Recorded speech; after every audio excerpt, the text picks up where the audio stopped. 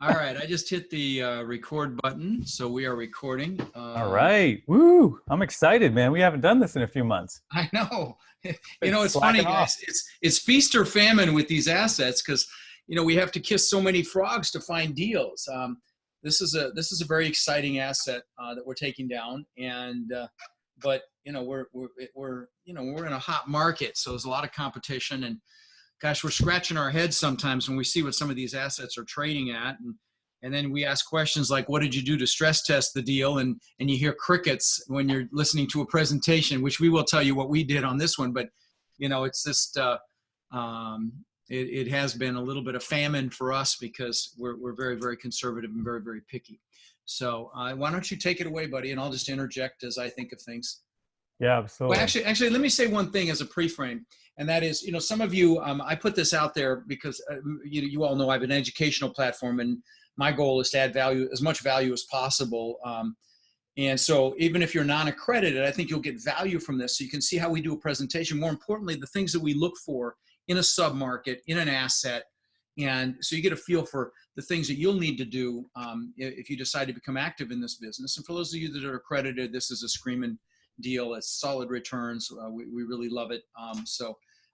There's a little bit for everybody. So, and one last thing, as part of our program, with our investors, we really do a lot of communication. We send regular emails. We do webinars and things like that to kind of show you the behind the scenes as much as we possibly can, so that you're learning about this business. I know I do live events from stage, and they're 3 days, and I pack in absolutely as much as I can, but you can't get it all. There's so many little nuances that you don't get if you're not, seeing the behind the scenes action. And so we try to incorporate that. So if you do invest with us, that's what you can expect as one of the things with us. So anyway, why don't you go ahead and get started? That's true.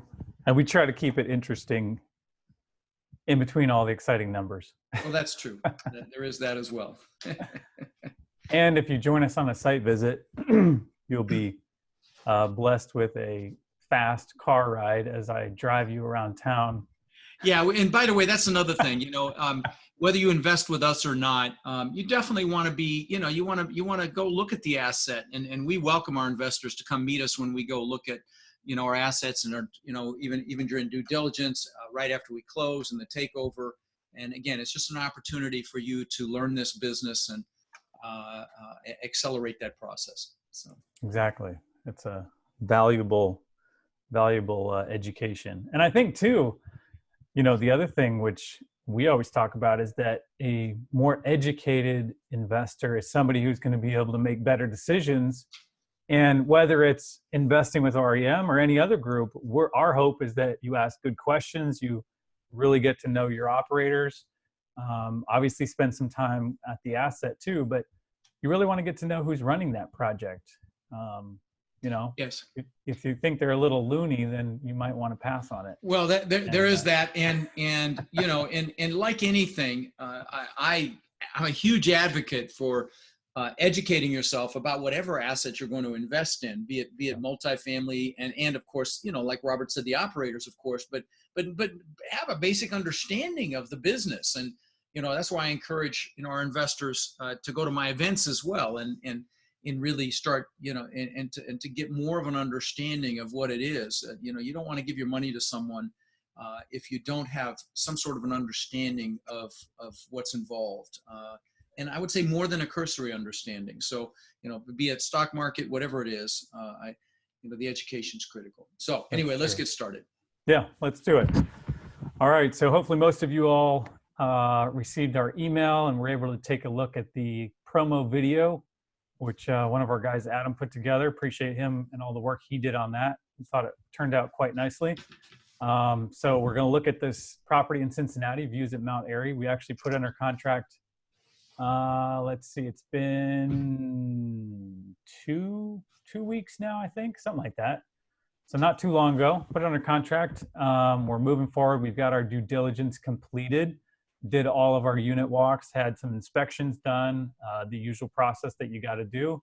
And basically we're happy to find out that all of our sort of expectations, underwriting, et cetera, were in line with what we found during due diligence. So that's always a good scenario.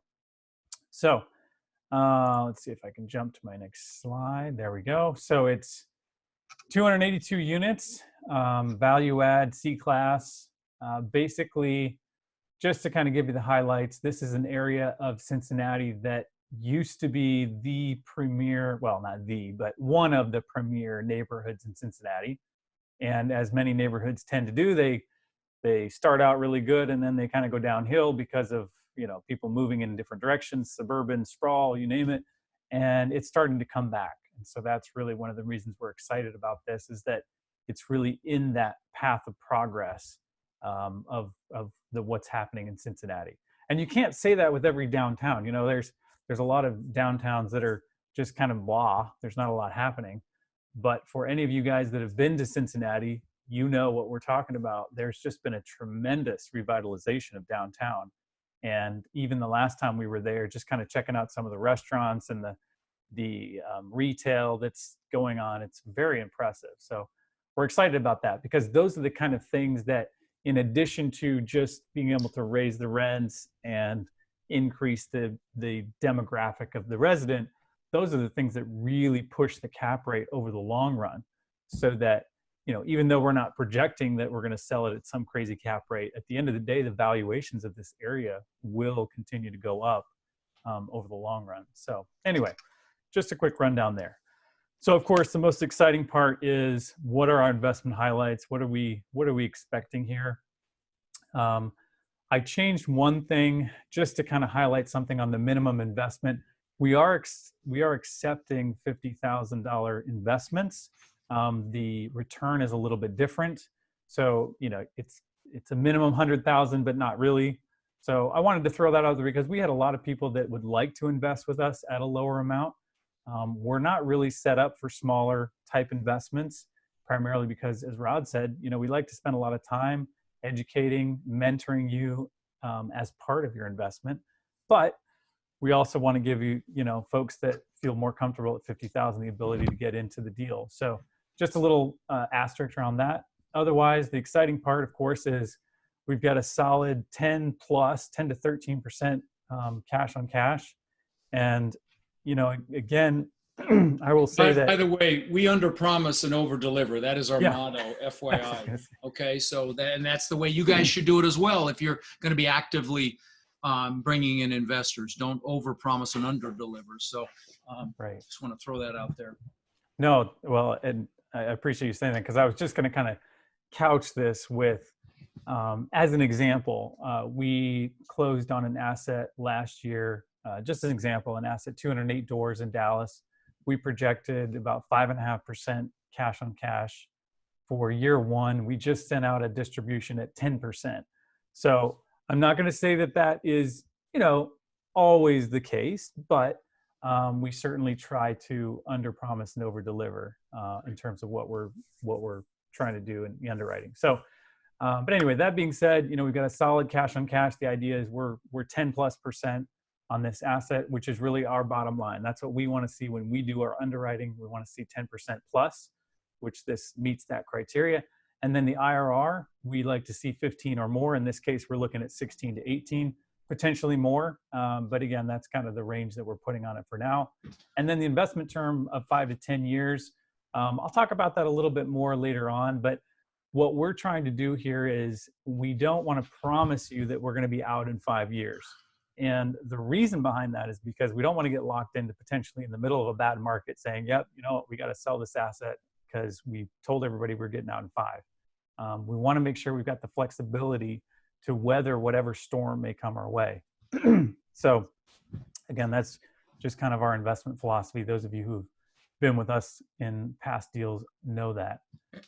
So anyway, and we'll dig into that a little bit more and talk about how and when we return capital as well. So stand by on that. Don't get discouraged. That's true too. Yeah, good point. we're not hanging on to it for 10 years. Right. All right. So disclosure, the Cliff Notes version here is, Rod mentioned at the beginning, this is only open to accredited investors until the it's what's called a 506C offering. Correct. Okay, a Yeah. 506B is different, but this is a 506C, so it's only accredited. Yeah. All right. So location. Decided it'd probably be good to talk about location first because I'm thinking that probably the most questions are going to come with regard to Cincinnati. Especially for those of you who are on the West Coast, you're probably thinking, what's up with Cincinnati? I've heard about Columbus, or maybe I've heard about, Nashville or Atlanta, but what's up with Cincinnati? So want to kind of give you some highlights here on why we like the city, why we're excited about what's going on. I will tell you, for those of you who are newer to REM, may not know this, we have an asset about 45 minutes north of Cincinnati that we bought 2 years ago almost, well, a year and a half ago. And we were able to raise the rents about 50%. $500. Yeah, $500. $500 on a 101 unit asset. And again, not saying that that's going to happen here by any stretch, but to give you an idea of the ramifications of that, that's a $10 million increase in value. So, right. And we haven't even owned it, a little over a year? Year and a half. Yeah. Year and a half. Okay. So now that one's just not to digress too far. That's an interesting story. That property was destroyed by a tornado. And I still thank God every day that nobody got killed and no children got hurt or anything like that. But literally the entire place had to, every resident had to move.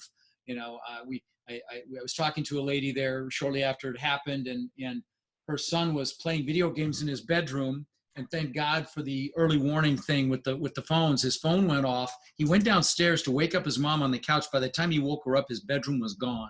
So it was really a devastating storm. If you saw any of the pictures in our feeds about what happened there, but the point is, that's why we love this business. And this is an asset where we're absolutely going to be able to force appreciation and force rents as well.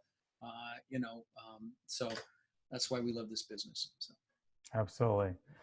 So, like I said, we've got an asset about 45 minutes north, call it an hour. We've got another asset about an hour south in Lexington.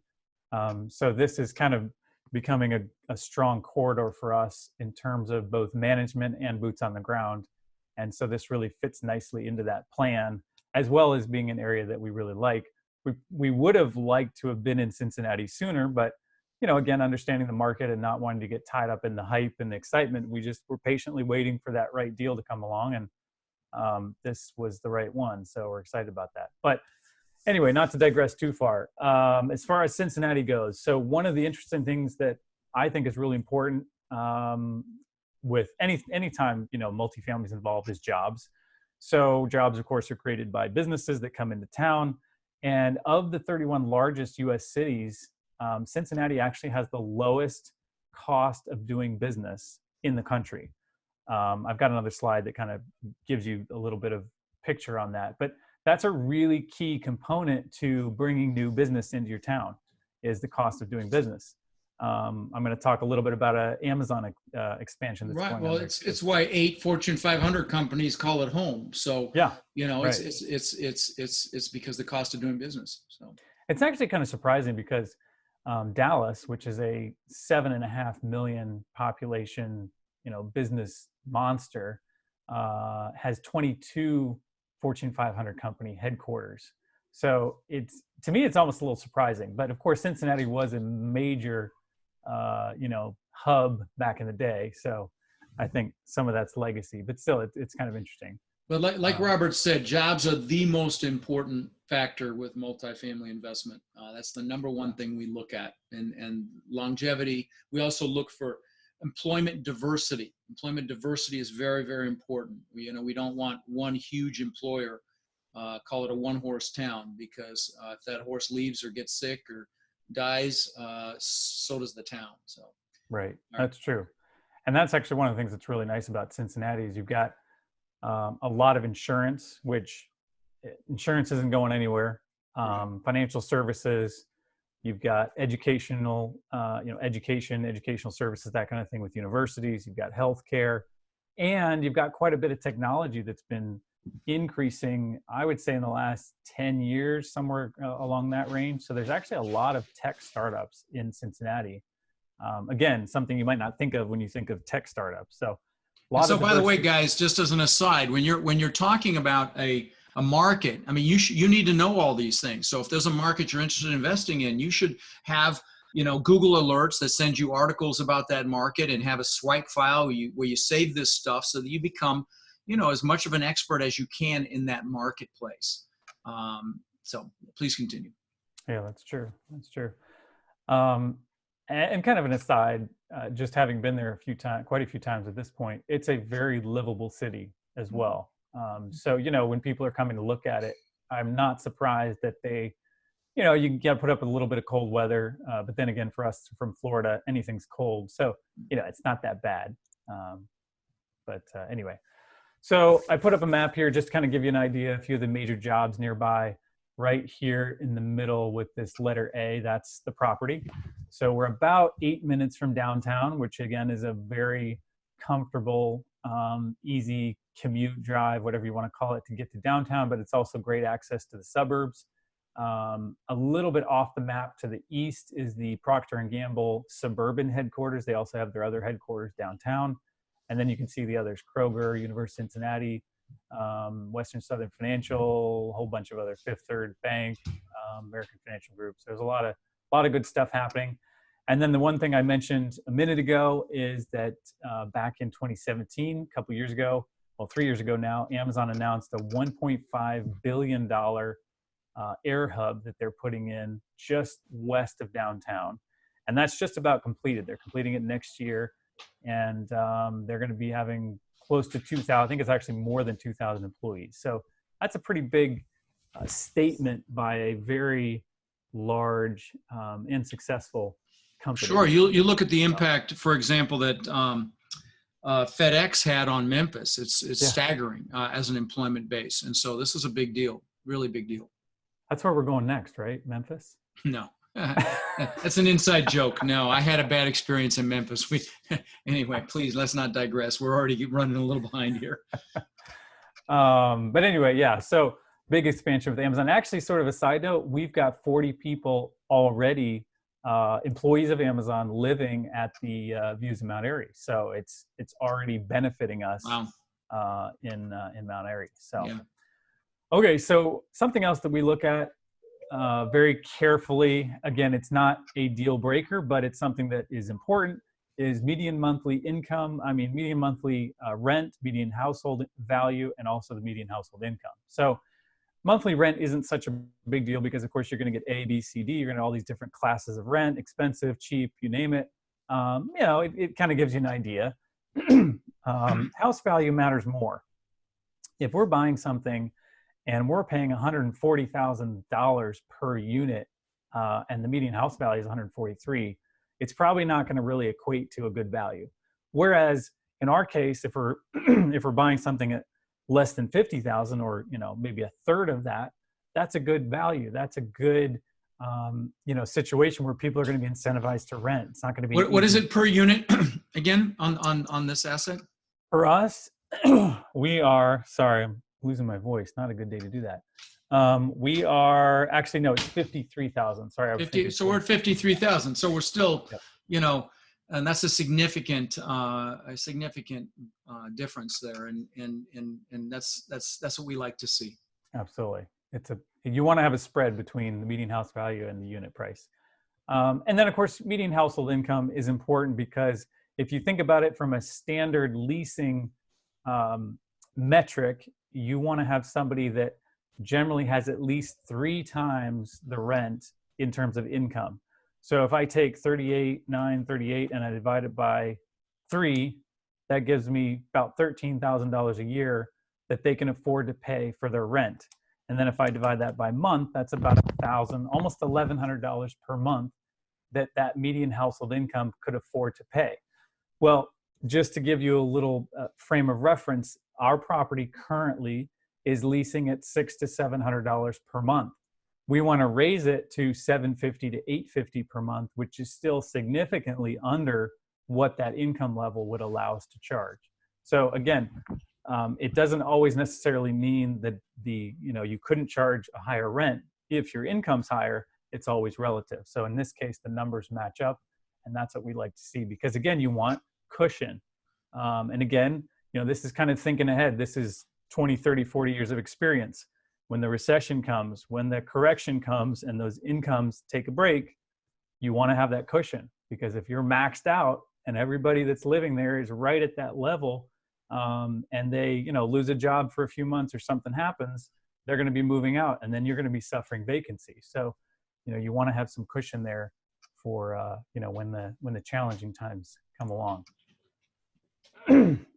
So this was that slide that I was telling you about earlier. Just kind of gives you a little comparison of what the value that Cincinnati brings, obviously compared to San Jose, San Francisco, some of those top markets, but median home price is quite a bit less. What you get for 1,500 square feet of an apartment is also much better. So there's just a lot of benefits for companies that are moving or thinking about moving from a high dollar, city to Cincinnati. And again, obviously not everybody's going to want to do that, but there are certainly some incentives for companies to do that. Now, one of the other things that's a really, really important thing for us that we look at is unemployment, because again, this is kind of indicative of the job market in that area. First of all, we don't want to see anything that underperforms the national level for sure. And preferably, we don't want it to underperform the state. And in this case, the Cincinnati area, which is, I put in the Cincinnati metro, but it's really kind of our little zip code area where the property is. It's basically tracked. Sometimes it's outperformed, I guess I should say, meaning that it's done better. Right now, it's tracking very well with the overall country below 4% unemployment, which is great. That's what we want to see. And you can see that spike, through the big contraction we had in 8, 9, and 10. But what again, like Robert says, is we want to look and see how we measured up against the national average and the state average, and it's right there. Yep. And one other thing too that I would like to mention is one of the reasons that we like the Midwest in general, and of course Cincinnati being, I think, one of the key places, is because you have a level of stability that you don't have in, let's say, a Dallas or an Atlanta or a Tampa or a market like that. Prices don't go up crazy when the good times are here, and they also don't come crashing down in the challenging times. And that's actually part of the reason that we like to have assets in the Midwest, is because it does provide stability to the portfolio. Of course, you guys who have seen the other deals that we've done, that we're in the Southeast, we're in Texas, so we want to be in those markets. But from an asset allocation, kind of a portfolio standpoint, we really like the Midwest because there is stability from a pricing, just a pricing standpoint. So anyway, economic highlights, couple things: job growth, 2%. That's good. Just to kind of give you a frame of reference, that's a top 10% annual job growth rate. So it's right up there with the best and the brightest cities in the country. Unemployment rate at 3.4% is at the bottom end. So it's a very, very strong job market. And then the 32% average income growth, that's over the last 10 years. So I've had a couple people say, there's no way it could have grown 32% in 1 year. I said, no, if it did, I would have been up there because everybody would have been making like stupid money in 2 years. No, so that's over 10 years, but that's a very strong income growth. Normally, we're happy to see 10 to 20% average income growth over 10 years. So 32% is really solid. I haven't looked at San Jose or kind of Silicon Valley. That's probably higher, but that's an outlier. You can't exactly. That doesn't even compute. So if you do some comparisons there, that's not going to make sense. But if you look generally in the Southeast, Midwest, Texas area, you're going to see that's a very these are strong, stable numbers. And it's a good size area too. There's a little over 2 million people. I think it might even be closer to about 2.5 million people in the MSA. The downtown area hasn't added a lot of new inventory. So your population is fairly stable in the downtown area. The suburbs have experienced a lot of growth, but kind of the part that we like about it is that you don't have a lot of new inventory downtown. You do have some revitalization going on, which is great. But it's not like one of those areas where we've got tons and tons of new inventory, and we got to think about, well, what if people have a choice and they're going to go here? And, you know, it just doesn't exist in these markets. So when we come in and we buy a good, solid property in a great area and we improve it and upgrade it, it really does create almost like a new market for people that are looking for that nicer living environment. So anyway, a little bit more about their major industries and the top occupations. And I guess I should mention too, for obviously for the people that are listening and the people, we're going to send out a recording of this too. So, you know, you can go back and revisit pieces of this as you like. As we go. Mm-hmm. So that's kind of the gist of Cincinnati. You know, why we like it. A lot of the economic drivers, pretty exciting place, really cool to visit. Maybe not in the winter, but it's gorgeous in the summer. So, okay. So the opportunity, here's what we're looking at for the views. Number one is the location. As I mentioned, this is sitting in the path of progress. And if you go onto our YouTube channel, search REM Capital, you'll see the video on there. But if you watch that promo video, you'll see kind of the progression of that revitalization heading directly out to where the Views of Mount Airy is. So that's really a huge component of what's going on here. And that's why the rents are going up. And that's why we're able to get a better a demographic in terms of our resident. The second thing is management. The current management team, not that they've done a bad job, but they are primarily in-house management.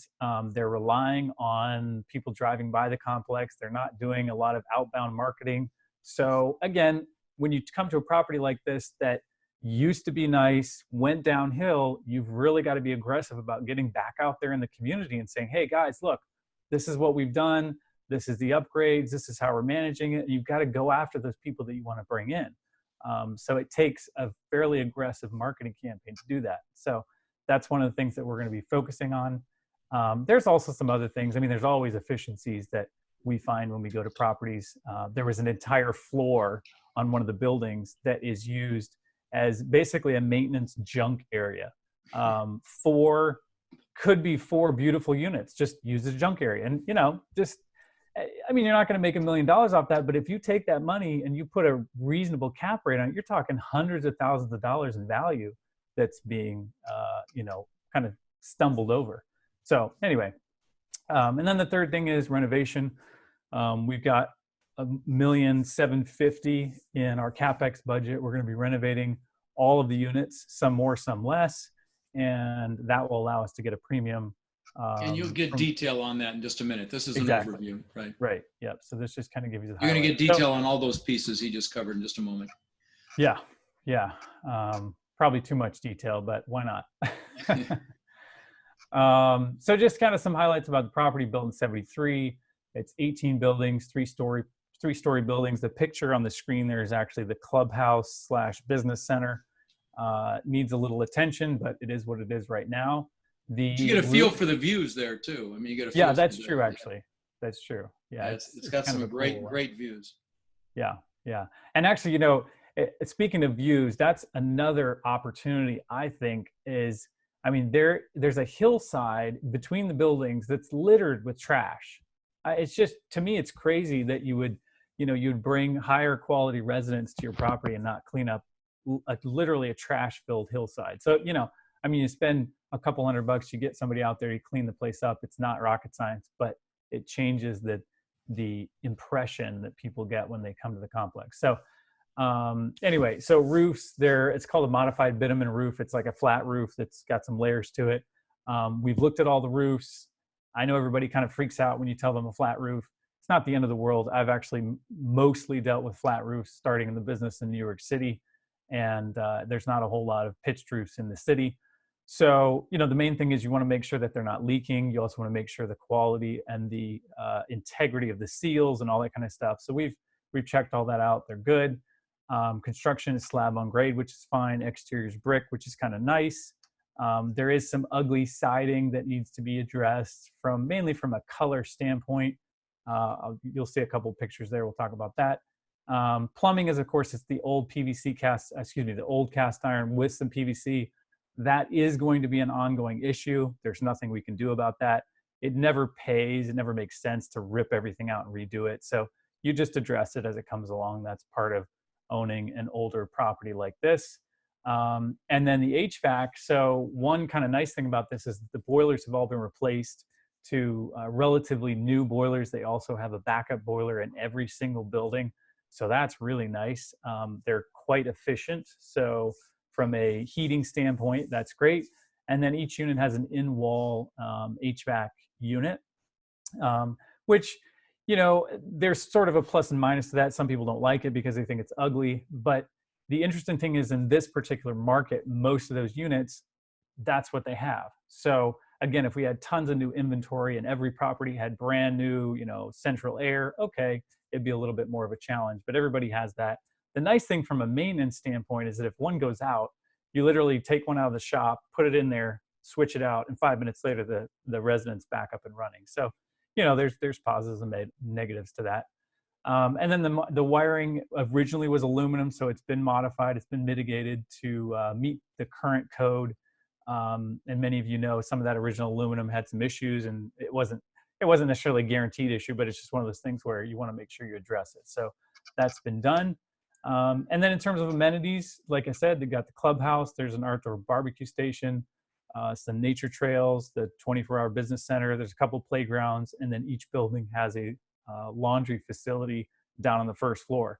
Now, with regard to the laundry facilities, one of the things that we are looking at currently is adding laundry washer dryer units to the actual units themselves. Now, it may not make sense. We're trying to kind of get a feel for the market and the cost and all that kind of good stuff. But if you can, you always try to add a washer dryer to a unit because it's definitely a premium. And we didn't include that in our projections because, again, we don't know. If we're able to, that's an extra $25 to $50 a month easily in a market like this for a property like that. So we'll see how that goes, but that's one of those upsides that we haven't factored in yet. So another thing that I always like to look at, and we joke about it, is that if we don't have a Starbucks within a couple miles of the property, we're not doing it. This one checks the box for 3 different Starbucks. Now, let me say this. It is so important that you have major retail tenants around your asset. You know, you don't want Bob's Burger Haven and sushi restaurant. You know, you want to see major national tenants. We love Starbucks, Home Depot, Kroger, in this case, Lowe's, Target, you know, major, larger tenants and smaller tenants as well, but major retail tenants is what you're looking for. And because these people really do their demographical research, you can see this asset is surrounded by them. So, you know, it speaks to the area and what's happening there. And for those of you who are not familiar with the Midwest, Kroger is the equivalent of Safeway in California, Winn-Dixie, Brookshire's in Texas, Publix in Florida, you know, so right. King Soopers in Denver, right? Right, Wegmans up anyway. So yeah, it's a major grocery chain. And the other thing I would add to what Rod just said is that, you know, sometimes when you're in this revitalization kind of cool, hip, trendy area, you don't always get as many of those national chains because it is a revitalizing area. And if you look kind of really straight in the middle of this map, you see a little icon for a place called Sidewinder. That is a cafe, been there for many years. And there's a whole bunch of cafes and little shops and all kinds of cool things right there in an area called Northside. And so you don't have those national tenants yet, but there are some pretty cool redevelopment things happening in that area. And so again, that's the kind of thing that we like to see is there, you know, it's not so new that there's still gunfights going on nightly on the streets. That's not really our cup of tea. It's revitalizing. You've got people coming in, you've got people buying houses, fixing them up. I mean, it's really a cool area. So anyway, all right, so getting back to the property a little bit more, unit mix, we've got about half and half, 1 and 2 bedroom, a little bit more 2 bedroom, which is kind of nice. Generally, we like to have the 2 bedrooms. That's a very common thing. And then right now, like I said, we're at about a $600, $700 effective rent on those units. So we've got plenty of room to go. And I will say, well, actually, I'll show you in a minute, but there's actually some room to raise the rents without CapEx. And then there's the CapEx portion. So there's kind of two pieces there. Floor plans are good. Actually, I would say surprisingly good for a 73 asset. I think they did a nice job. It's not, that super modern, super open kitchen design. There's a couple things we're going to do to tweak that, but it's actually not bad. So that's nice. The two bedroom floor plans are similar. But overall it's nice. It doesn't look like a funky, functionally obsolescent 1973 property. And that is key, because if it's functionally obsolescent, you're talking millions of dollars to go in there and fix the place up. And typically that's not really something we're interested in doing. So, all right, so let's talk about the timeline and the business plan a little bit. This kind of goes back to what I was just saying. So right now we're at $600 and $700. We have about $50 of upside without doing any capital improvements. If you're familiar with the term in the industry, it's called loss to lease. So basically just getting your units up to where they should be. And some of that is due to the management style to some degree and the marketing that goes with it. So we're going to be going from a self-managed property to professionally managed. And we've got a company called Elmington, who is already managing our two assets that are in that market. Like I said, the one north and south of us. They manage over 20,000 units in the Southeast and the Midwest. So they're, they know what they're doing. They're a good group. They're going to be, we'll be adding this to our portfolio with them. We also have, in this process, we're getting another regional manager, and actually feel very fortunate with that because, sometimes when you go in with a new property management company, they don't know how much you're going to grow. And, it's not that they want to put their worst foot forward or anything, but a lot of times they're going to save their best regional managers for a client that's got, 5,000 units. We feel very fortunate because with the addition of this property, we got, I think, one of their best regional managers, and really excited about that because it just brings another level of experience and execution to our team as we're out there trying to get things done. So excited about that. And then in terms of the interiors, like I said, it's a C-class property, had some upgrades, looks nice, but we really want to push it more to that B-class level where, it kind of is our wheelhouse of just bringing in some finishing touches, making it look nicer, putting in just a tub surround, some things like that, which I'll talk about more. I won't slow us down here, but anyway. All right. So the other really important thing that we spend a lot of time on is our rent comps. So this is, if you don't love it, it's tedious, miserable work. We're fortunate that we have a blast driving around and checking out competitive properties and just pretending we're renters and right. all sorts of crazy stuff, golf cart racing. Yeah. All sorts of things. Right. So it's a lot of fun, but the bottom line is that this is kind of that nitty gritty, do your homework, figure out what's going on, research that you've got to do in order to really know the market. And so, typically anywhere about 10 properties is what we usually hit. And our research showed us that in almost every case, we had the ability to increase our rents. The other thing we look for, honestly, is sometimes we're looking for people that really stand out to us in the leasing office, because you never know. They may be somebody that you want to go back to and offer them a job. So there's just a lot of good things that come out of this. But the main thing is getting to know the market and really seeing what's out there. The other thing that this helps us do is as we go through these different properties and get a feel for their level of interior finishes, it helps us begin to understand what level we want to achieve in our property. So, does everybody have granite countertops? Well, then we're probably going to need to have granite. In this case, nobody has granite countertops. So if we decided to do granite, we would be above and beyond what anybody else is doing. Now, it might not make sense from a cost standpoint, so I'm not saying we would, but the point is knowing that is extremely important.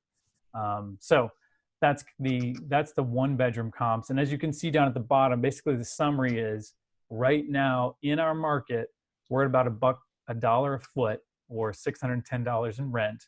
And our competitors are $100 higher than we are.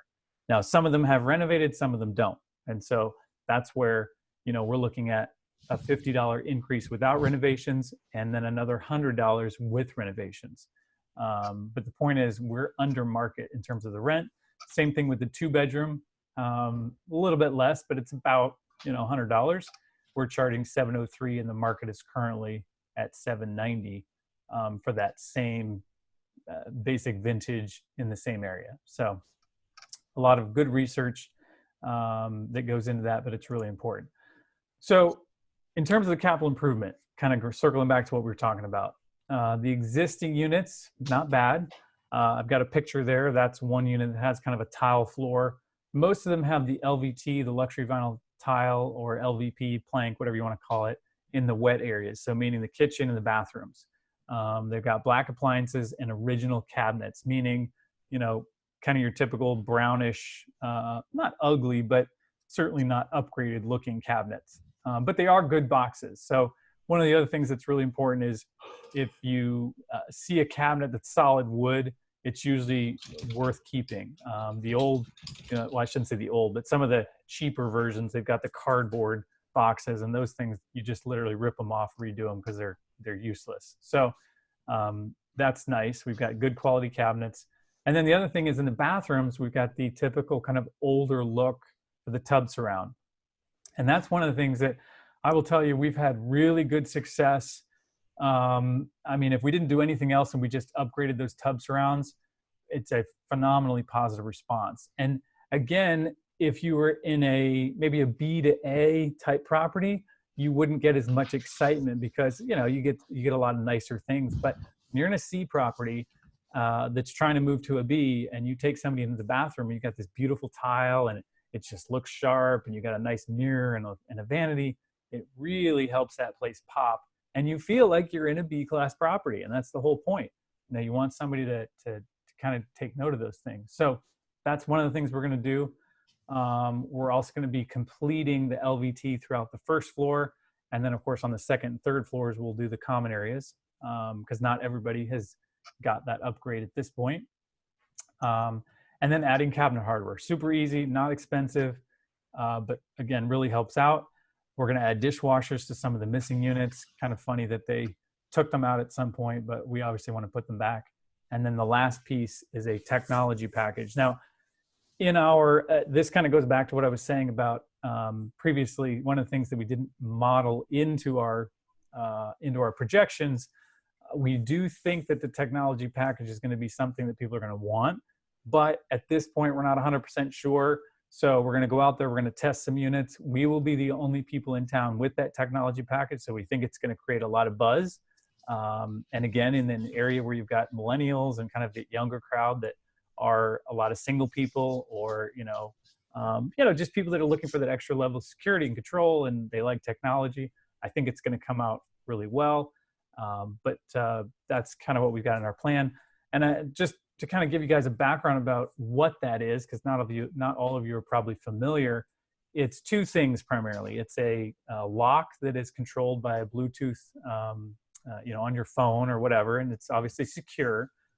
So you can, authorize somebody to come in or not, a maintenance guy, whatever. So you basically have full control over your apartment, which is nice. And then it also connects to your thermostat. So you can control the temperature, turn it off, turn it on, anything like that.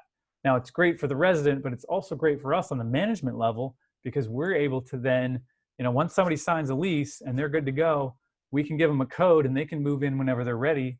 And we don't have to have somebody, walking down there, moving them in, et cetera. So it's kind of a nice efficiency from a management perspective as well. So that's kind of the gist of the capital improvements. This is a detailed breakdown of dollars and units and everything else like that.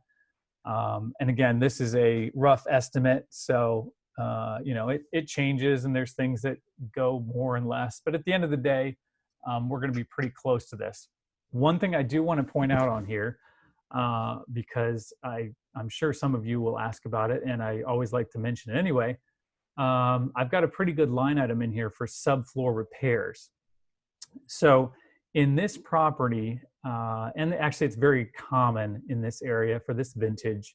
Well, really it's common for any, 1960s, 70s property, but there's a a fair amount. I wouldn't say it's a big deal, but again, we wanted to make sure we got the money, but there's a fair amount of kind of a little bit of a sagging in some of the living rooms. And so we brought a contractor in. We've walked, oh gosh, probably 30, 40 of these units twice, no, maybe 3 times now, and just wanted to really get a comfortable, a level of understanding about what it was and make sure it wasn't anything big. And it's not, you know, it's not like the floors are going to fall apart or something crazy, but you know, we wanted to put it in here because, again, at the end of the day, I think it's important to have a quality asset. And, you know, we could get away with not spending the money, but we'd rather put it in there, do it right, take care of our residents, and just, you know, make sure that the property is maintained the way it should. So anyway, that's kind of what we've got in there for the subfloor repairs. We've only really identified 10 units that actually needed some work, but we put in a number because we felt like, hey, let's just make sure we can do it right. And we'd rather do that rather than, you know, 6 months from now say, oops, we need to spend $150,000. So again, that's just us being conservative. We like to make sure we've got the right things there. The other item that I want to mention out is a parking lot curb. This property sits on a hill, as you can see, beautiful views, gorgeous area. But there's some parking lot curbs that we want to make sure we address to make sure that the drainage is very, very tight. They don't have any issues now, but again, it's one of those things where if you're going to own something for a longer period of time, and it's not just a year and you flip it, the next guy, and on, it's important to take care of your property and do the right thing. So we've got some money in there for that. Most of the rest of it, as you can tell, is self-explanatory. There's $40,000 in there for the maintenance shop conversion. That's the floor that I was telling you about. That's basically a junkyard that we're going to bring back online and spend some money to do that. So that's kind of the breakdown there. In terms of timing, so really most of our models are very consistent. The first 0 to 18 months, maybe 0 to 24, depending. We're going to do our upgrades. We are going to improve the level of resident at the property. We're going to push a much more aggressive marketing system and basically execute on this value add process that we have here. And then at that point, like I said, 0 to 18 months, kind of get that done. At that point, we're going to go back to the bank and we're going to say, hey, you know, we've done all this work. We've improved the cash flow. We've improved the level of the property and the resident. We'd like to take some of our initial investment off the table by obviously increasing our loan. And so that's really the business plan here, is to go back in the 18 to 36 month range to get a supplemental loan and return. Our goal is to return 50% of the capital back to you as the investor. So if you put $100,000 in day one, our goal is to get a check for $50,000 back in that first 3 years. Now that's in addition to your distributions, and I'll talk about that a little bit more later, but that's kind of like a one-time get a big chunk back. And that's key because that's a return of capital. You'll also exactly get your return on your capital as well. Correct. Yeah. So anyway, that's kind of the strategy timeline and how we typically like to do things. Put in a couple pictures here. That kitchen on the right is one of the renovated units. So again, that's kind of the model that we're going to be moving towards. And then the other units, as you can see, pretty nice. You know, the interiors are fine. They're all in decent shape. But I think the bathrooms and the living rooms are really where we're going to focus most of our attention. And the landscaping. I didn't mention that. The landscaping needs some attention. Like I said, cleaning up the tree line and stuff of that nature. Small stuff, but it just really makes a big difference. So, all right. So the numbers, hopefully you're still awake. Well, those of you on the West Coast, you're fine, but we're pushing it here on the East Coast. Anyway, so purchase price, a little over $15 million. The second line there, operating capital. Again, for those of you who know how we roll, we always have 6 months of working capital that we raise on the front end. That is a rainy day fund. That is a fudge factor fund. That is we do not want to risk. That is a Rod and Robert get to sleep at night. Yeah. Fund is what that is. Yes. Right. Yeah. So really the idea here is that it's not worth risking your capital now everything's great. Who cares? No big deal. But let's think about it. 3 to 5 years from now, the economy softens and we're going through a tough period. That's when you got to think about what's happening with my investment. Are they going to be coming back to me saying, hey, we need more money? Or are they going to be coming back to me saying, hey, you know what? Our loan is due and we can only sell the property for 14 million. And I'm sorry, but we can't give you your money. It's just not something that we're interested in doing. So that's kind of the behind the scenes for that. The capital improvement, I explained that it's about $1.7 million and change, and then closing costs. So all in, we've got 18 and change. We've got on this particular property, we're actually assuming an existing loan from the seller. So that's a little over $1 million. And then that means that we're going to raise the balance, which is about 7.25 on the equity side. Couple of questions, Robert. We didn't see any evidence of asbestos anywhere in there, correct? Even with the building inspection and all that? No, we didn't. Yeah, absolutely nothing with regard to that, or with regard to lead paint either, which is another thing you have to think about with this yeah, pre-78, you have to worry about both those items. Good question. Jamie's asking with the subfloors that you guys walked 40 units and some percentage of them needed it. Did you allocate that percentage globally for the 282? Yes, great question. Yeah, so that's where we came up with the 200,000, is kind of taking that ratio and expanding it and saying, you know what, worst case, this is probably a good average. So here's the thing though, we actually did walk every single unit and we got the due diligence report all put together, and it's a much smaller percentage. So you might say that I'm being overly conservative by leaving the $200,000 in there, but again, I'm just saying, hey, let's just make sure we've got it. If we don't spend it on a subfloor, I'm sure that it'll come in handy with an upgrade to a bathroom or something like that. So there's always places, and if we really don't use it, then we can always return it back. But yeah, great question. So somebody's asking how many units are currently rented. So right now we're at 92 to 94%. I can't remember what it is. So they're doing great. No complaints there. It's not like this is a turnaround. Right, keep going. I'll try to keep my eye on the questions here. Okay. All right, great. Okay, so here's a bunch of numbers. Some of you love these. Some of you, your eyes glaze over. So I'll keep it short. But couple of high points, or a couple of key points, I guess I should say. Number one is we always project a fairly aggressive vacancy / collection loss in years 1 and 2. And in this property, we actually kept it. So 16, 11, 10, 9, 9. That's pretty high. But again, this is a area in transition. We want to push the rents. We're also thinking that, maybe 3 years from now, 5 years, who knows, the economy takes a little bit of a break. We don't know when that's going to be. So we're trying to be careful. But that's built in. Now we don't do that. If you've watched other presentations, you'll usually see 5, 5, 5, 5, 5 there on that line, and this just speaks to our conservative nature. That's true. And I mean, and not to take away from what you're saying, Rod, there are some properties where we'll do 7 or 8, and probably level it out around 5, but that would be like maybe a Dallas asset, or in a really good neighborhood or something like that. So.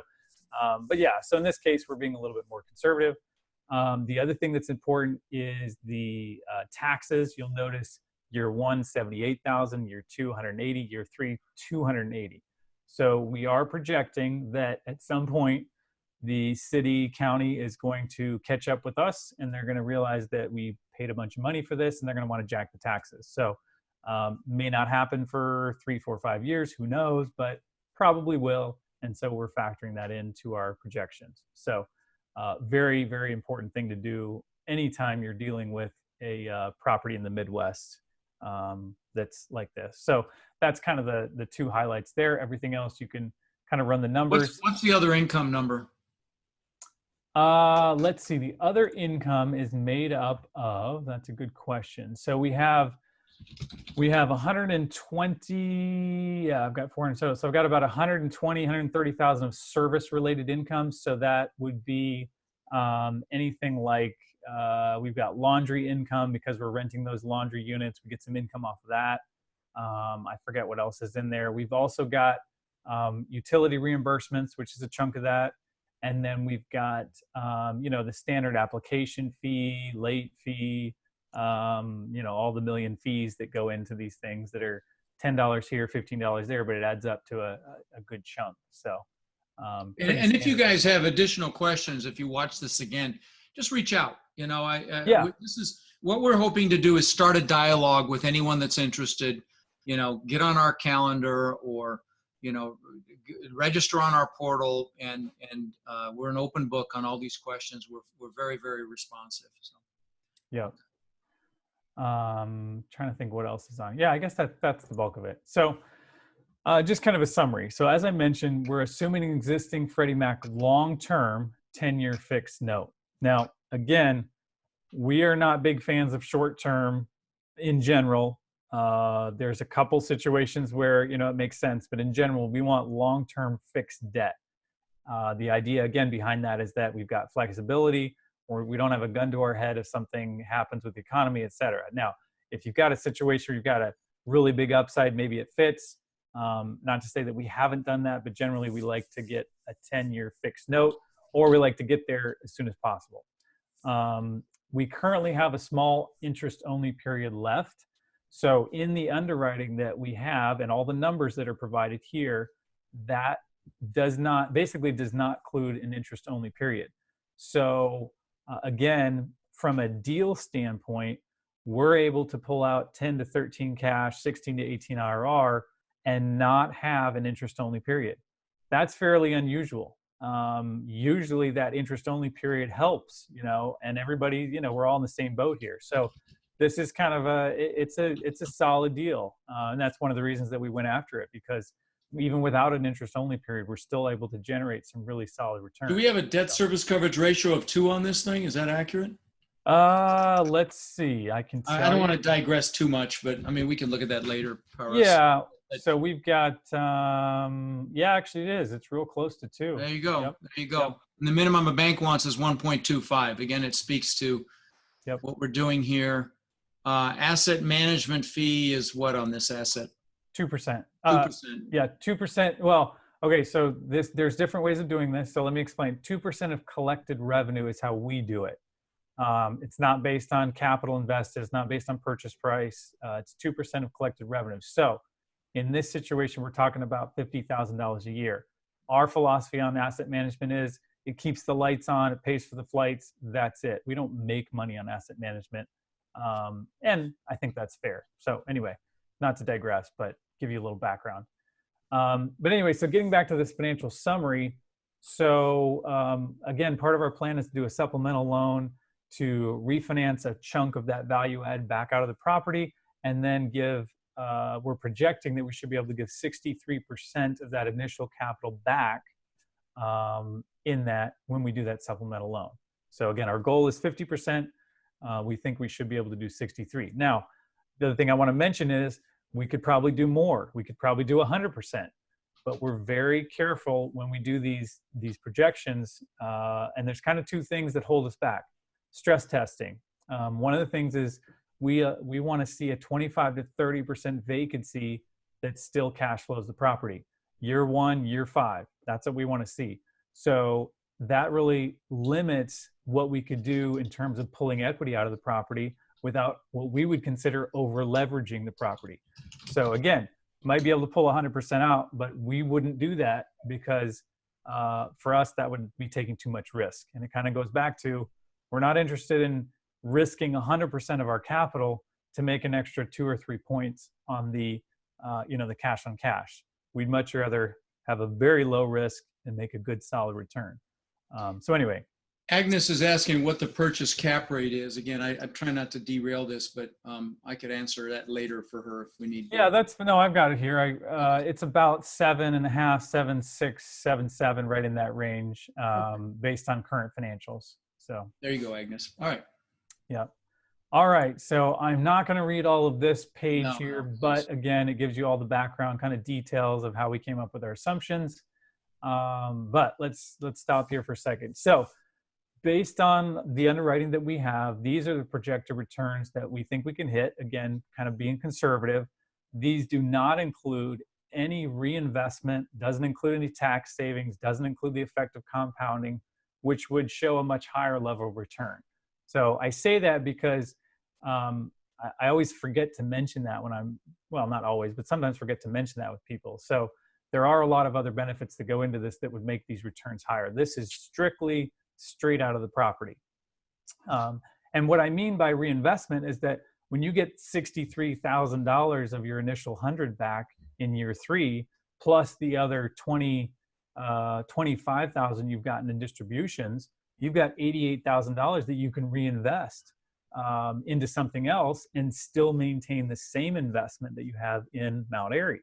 So obviously that compounding over time is just a very powerful tool when it comes to investing. So, we're not projecting any of that into this model. So the other thing with regard to tax savings. So first of all, we do a cost segregation study on all of our properties, and typically that gives us about a $50,000 to $70,000 tax loss in year 1. So if you invest $100,000 year 1, you're going to get about a $50,000 to $70,000 tax loss. Now, understandably, not everybody can take that immediately, but for those of you who can, that's a nice bonus as well in terms of being able to really boost your investment returns through tax savings. So anyway, and then the other thing that I always like to mention is, really our goal is in 5 years, if we don't sell the property, which, if it's a good solid property, cash flowing well, there's really not a reason that we would want to, but our goal is to get all of your capital back within 5 years. So as though we had sold the property, you've got your capital back, you can redeploy it, but you're still maintaining the current ownership in that property, enjoying the cash flow and getting the upside. So that's kind of the goal here. All right. Couple more pictures there so you can kind of see what things look like. Now, this is a great example of that bathroom picture. They upgraded the floor, upgraded the vanity, looks great. And then you've got this, I think, really ugly tub surround. And I actually should have included a picture from one of our Dallas asset where we redid it. And it's just amazing how it makes the whole bathroom pop. Yeah, it's pretty awesome look, the way we do these tub surrounds, but that's a shame. We'll have to do that in round 2. Yeah. We have a round 2. This thing and of course, again, you guys, if you're invested in this, you'll see all the progress as we go along. We take pictures, we do videos, we show you everything. It's a lot of fun to kind of watch it as it goes. So FAQs, again, the main thing is just that this is accredited. We're going to be closing probably towards the end of March. So we've got a couple months to get the commitments in, get the wires in, that kind of thing. We obviously do this on a first come, first serve basis. So if you're interested and you want to invest, let us know sooner rather than later so we can make sure we get you on the list. And then the distributions are currently on a quarterly basis. We may move to monthly, but for the moment we're doing quarterly. And then the other thing is, so I always have questions. Do you take IRA, solo 401k, all that? Absolutely. We encourage self-directed IRA. If you have any questions about how to get set up to do that, we can help you out with that as well. But so where do they go to connect with us, Robert? Number one, but before you get that, Nikolai's asking, what did you use as an exit cap in your projections? He's asking what the exit cap rate we use, because that's a very, very important factor.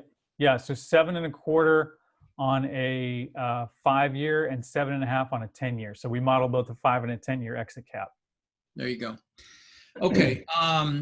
So if they want to get more information, they go to remcapitalpartners.com. Yes. Correct. Yes. Okay. Yep. And do you have? How do they get on your calendar if they're accredited? So there's a couple different ways. One is you can text partner to 41411, right? Correct. Partner to 41411 absolutely is a great way. Mm-hmm. So that'll connect you with our calendar and everything else. The other thing is when you go to the website, the rmcapitalpartners.com, at the top right, it says register/login. Once you register, it will give you a link to get on our calendar so that you can set up a call. So that's really kind of something that we like to require before we move forward, just so that, again, we want to take the time to understand what you're looking for, what your needs are, kind of what your risk profile is, and make sure it's a good fit. So those are really the two best ways to do that. So question just popped up. How will liquidation date and circumstances be determined? Is it a vote or an asset manager decision? It would Great. absolutely be a vote in the general partnership, the people in our partners, the general partners. But you want to add to that, Robert? Yeah. So, yeah, anything to do with the asset would be at the management level. So again, that's whoever's the deal sponsor, RM Capital. We manage and control all of our assets.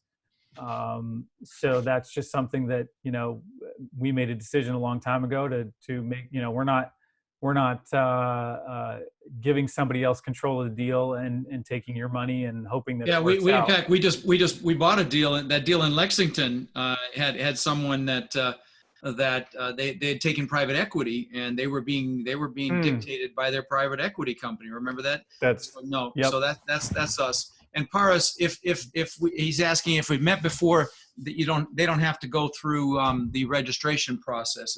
That's correct, isn't it? Yes, that's correct. Now, I will say that it'll prompt you to go through the registration process. So just shoot me an email, or a lot of times I'll recognize you and I'll make sure to approve you and make sure you can move forward. But yeah. Hey, what's the pref on this deal? Agnes is asking if there's a preferred return. There is. Yep. So there's an 8% preferred return on this deal. Well, that should have probably been on a slide there, big fella. Yes, we could have done that. We're moving pretty fast here, Agnes. Thank you for calling us out. And then after closing, what's the timeline to start distribution? It's quarterly, okay, Manish. Yes. So it's always quarterly. From the first quarter. So a lot of people expect that there's no cash flow for a while, but we do it right from the first quarter. So that's the goal there. Yeah. I want to. I know we're kind of running over here, but real quick. Just give you guys a little bit of a rundown on, and I know a lot of you guys know us, but for those of you who don't, I'd like to just give you a little rundown on who we are, kind of how we run things, because I do think it's really important to vet your sponsors, to know who they are, what their experience is. We are at a high point, maybe the top of the market, and so a lot of mistakes are being made, and I think it's important to be careful with where you're investing and what you're doing. So kind of three things that we've broken out as sort of key points to REM Capital is, we've got a lot of experience. We've closed a lot of deals. Rod's been at it 40 years. I've been at it 20 years. We've closed, probably over 2 billion in deals, over the years. So, a lot of experience. We're conservative. I think that's another one of those things where with time, you make some money, you lose some money, and it's kind of like, okay, I'm done losing the money.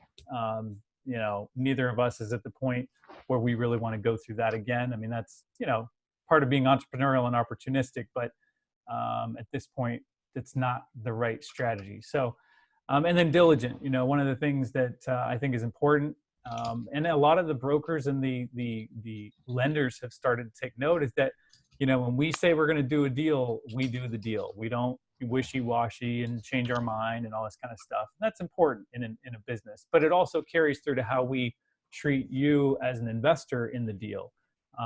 We work hard. You don't just wake up in the morning and turn a property around. You have to stay at it day in and day out. It takes a lot of work. Thankfully, we enjoy it, but it takes a lot of work, and that's part of it too. The other thing, kind of going back to what I was saying about sort of the risk profile, is we're really focused on not taking more risk than makes sense. So in my little diagram here, I have high risk 100% to get 30. Sounds good, right? I'm getting 30% return. But if I'm risking 100% to get that 30, to me, it doesn't make a lot of sense. Now, if I risk 10% to get 15 return, that makes much more mathematical sense to me. So that's kind of our goal, to keep our risk very low, to get our return as high as we can, but we don't want to get our return to the point where we're risking too much. And the way we do that, as I mentioned kind of through the call here, is stress testing, identifying our risks, lower leverage. We're not 80% loan to value. We're 74%, and we're going to keep it that way. We know the industry, and we're conservative with our underwriting. So just again, I know I'm not taking a lot of time to go into detail. Happy to jump on a call and give you guys a little bit more thought process on kind of how we look at things. But I think it's important. We feel like it to some degree sets us apart. Not that we're the only ones, but like I said, there's a lot of fast and quick money out there. And you know, if that's what you're looking for, hey, fine, no complaints. But Now, we're there's a lot definitely of more on the fast and conservative loose, side. a lot of fast and loose going on right now, guys. So Yeah. just, you know, that's why the key is to educate yourselves as much as possible. A question that just popped up by someone unnamed is, will shares be able to be resold to other future investors without exiting the asset? Yes, that's a good question. There's always somebody that asks me that. So in our operating agreement, we are able to, you know, if somebody comes and says, hey, I've got an emergency situation, you know, whatever happens, you know, I'd like to exit. We're always able to find somebody else in the project who may want to buy in, or we may buy you out. Now, I can't guarantee a particular price, understandably, but that does happen. In fact, I just had somebody email me this week, I think it was today actually, asking me, hey, if anybody wants out of that project up in Ohio, up in Dayton, let me know. I want to put some more money in, you know. So those things they're always out there. We don't, you know, everybody's happy, but that's always a possibility. So let's see, what else do we have?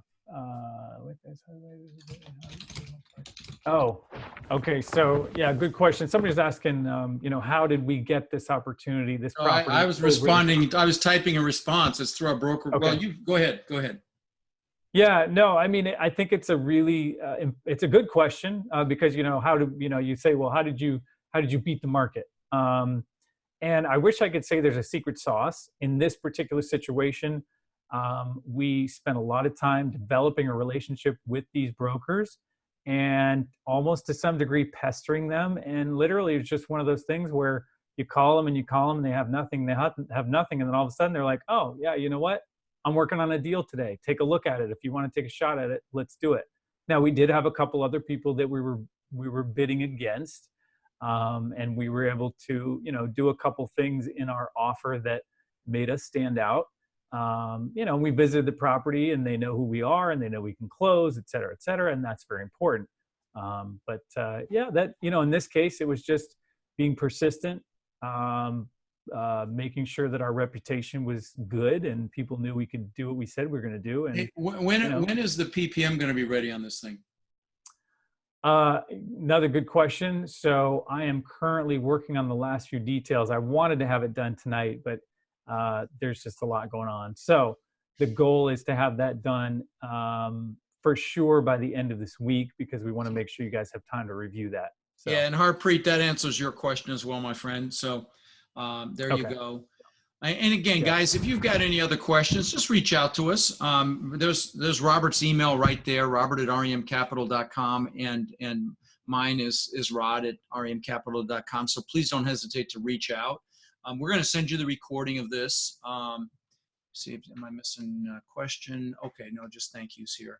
Okay, well, I think we've answered everything. But again, don't hesitate to ask more. And again, we want to start a relationship. We don't want this to be our only deal, you know, and we're looking to make sure it's a good fit, you know, that you're a good fit for us as well, because, you know, sometimes it's not. And so, you know, we are fairly conservative and we kind of, you know, we are picky and, but again, check us out, and we'd love to work with you.